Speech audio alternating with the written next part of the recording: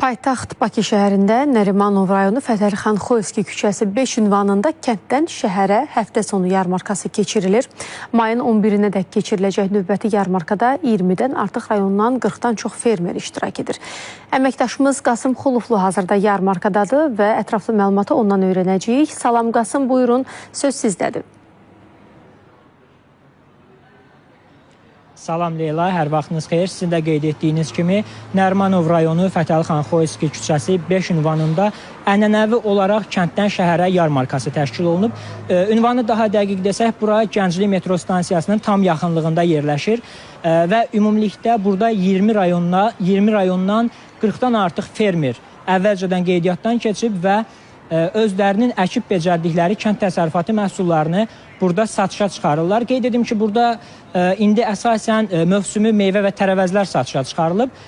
Yarmarkanın təşkilində məqsəd isə fermerlərə alternativ satış kanallarının yaradılmasıdır və eyni zamanda şəhər sakinlərinin təbii və orqanik məhsullarla təmin edilməsidir.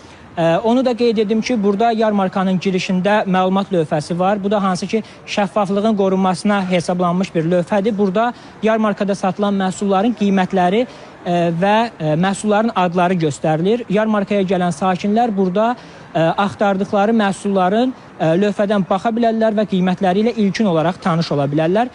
Eyni zamanda onu da qeyd edim ki, burada yarmarkanın yaxınlığında Qida Təhlükəsizliyi Agentliyinin səyyar laboratoriyası fəaliyyət göstərir. Bu da burada satışa çıxarılan məhsulların keyfiyyətinin yoxlanması üçün nəzərdə tutulub.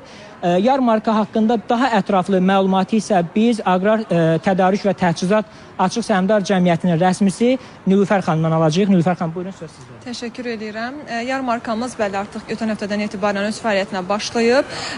Fermerlərin və alıcıların istəyini nəzərə alaraq bu həftə yarmarkamızı 3 gün təşkil eləmişik. Qeyd eləmək istəyirəm ki, həftə sonu yarmarkalarımız məhsulun bol zamanında yay fəsli boyunca hər həftə sonları fəaliyyət göstərəcək. Bu həftə yarmarkamızda 45-dən çox fermer 22 regiondan iştirak edib və 100-ə yaxın çeşiddə fərqli məhsullar satışa çıxarılıb.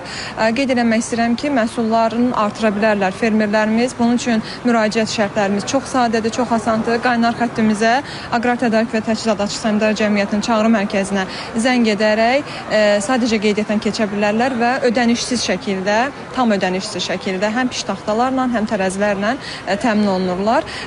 Daha çox sual verilən məsələlərdən biri qiymətlərlə bağlıdır. Buna da bir açıqlama gətirmək istəyirəm. Qiymətlərin tənzimlənməsi məsələsi qurumumuz tərəfindən izlənilir. Monitorinqlər hər həftə aparılır və burada fermerlərimiz tam ödənişsiz şəkildə yerlə təmin olunduqları üçün onlara tövsiyə xarakterli olan bu qiymətləri daha uyğun şəkildə, daha münasib şəkildə alıcılara təqdim edə bilirlər.